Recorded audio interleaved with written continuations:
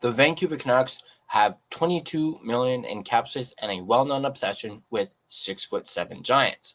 Enter Jamie Oleksiak. Now, while some fans see just another tall guy, the smartest analysts in our community see something else, a $13 million trap.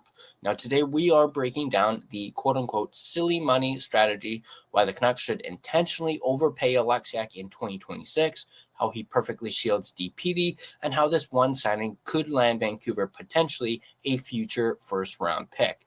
Is this genius roster surgery, or is it just more chaos draft energy? Let's get into it right now. Now, this was brought to my attention by the Daily Hive, and in fact, our good buddy Trevor Beggs. He says in this article, towering NHL defenseman is a perfect free agent target for the Vancouver Canucks. And of course, he's referring to Jamie Oleksiak, someone who we talked about in our previous video of being, that was a name that the Canucks could potentially target. If you guys haven't checked that video out, you guys can check it out. Check it out right up here. Vancouver Canucks have been, of course, cornering the market on tall guys of late. Of course, Zadorov, Hronek, Tyler Myers, Curtis Douglas, just to name a few. Seems like Vancouver would be the perfect place for the 6'7" Jamie Oleksiak. Perhaps there's a mutual fit between both parties. The Canucks' infatuation with height aside, there's a lot to like about Vancouver targeting Oleksiak in free agency this summer. Up until last season, the towering Oleksiak was a top 4 staple on Seattle's defense. Last season, however, his average ice time dropped to 16 minutes and 56 seconds per game. That was down from an average of 19 minutes and 15 seconds over his first 4 years with the Seattle Kraken. Despite the decrease in usage, Oleksiak still put forth solid defensive results. Among Kraken D-men, he was on the ice for fewest shot attempts and lowest expected goals percentage per 60 among all Kraken defensemen. The Toronto native kills penalties regularly and is often good for over 100 blocks and 100 hits per season. Even though he's entering year 15 of his NHL career, Oleksiak can still play. And although he shoots left, the 252-pound defenseman regularly plays on the right side, something he's done throughout his NHL career. That matters for a Canucks defense that has a bigger hole to fill on the right side. With Oleksiak on the roster, here's how Vancouver could line up on defense next season. So you have Zeev, Buium, and Filip Hronek as your top pair, Marcus Pettersson and Tom Willander as your second pair. Then you have D-Petey and Jamie Oleksiak as your third pairing, which is quite interesting to me. Now, with D-Petey being one of the most physically imposing players on the Canucks roster, there's something tantalizing about seeing him play alongside Oleksiak. Having him on the roster would also push Victor Mancini to improve, considering the 24-year-old defenseman has yet to earn a full-time NHL role. Perhaps it could also make Mancini a potential trade chip as well. Not that he has much trade value anyway. Oleksiak could also be a short-term insurance policy if the Canucks do end up trading Filip Hronek at some point in the near future, something that sounded more plausible when Johnson stated that no veterans on this team are untouchable. And of course, Canucks have money to spend. Now, I know we just talked about in that previous video how Ryan Johnson said, their intent is not to spend money, but in this circumstance, I could maybe, if they view it like this, they could potentially be willing to do it. Now, the NHL salary cap is rocketing from $95.5 million in 25-26 to $104 million in 26-27, as we all know. A lot of teams have more cap space than ever, although most have some players on their roster who need to be re-signed. In this situation, the Canucks aren't like most teams.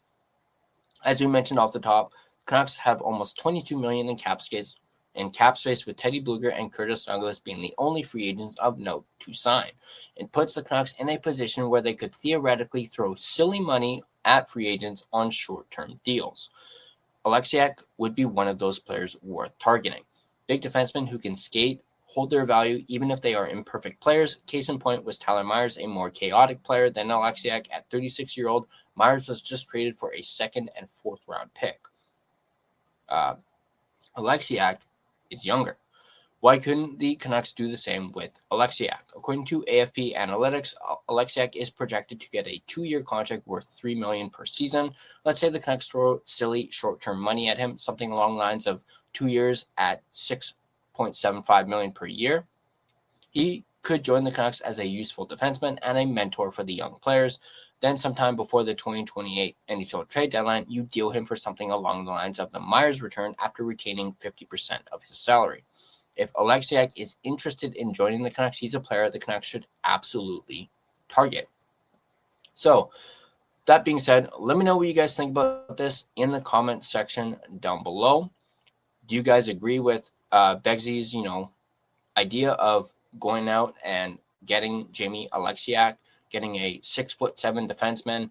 Do you guys agree with the idea of overpaying for him and then hopefully flipping him at the trade deadline and possibly getting some assets in return? What do you guys think about this? I'm a little on the fence about it. I'm not quite sure, but I want to know what you guys think in the comments. Let me know your guys' thoughts in the comment section down below. And of course, if you guys enjoyed this video, you can hit that like button and subscribe to The Line Change for more Canucks and draft related content. You can also become a member of The Line Change by hitting that join button to receive exclusive perks and members only videos, as well as early access to videos such as like the one you're watching right now. And before I sign off, I want to give a quick shout out and thank you to our friends over at DraftKings, which is, of course, as I always say, an official sports betting partner of the NHL.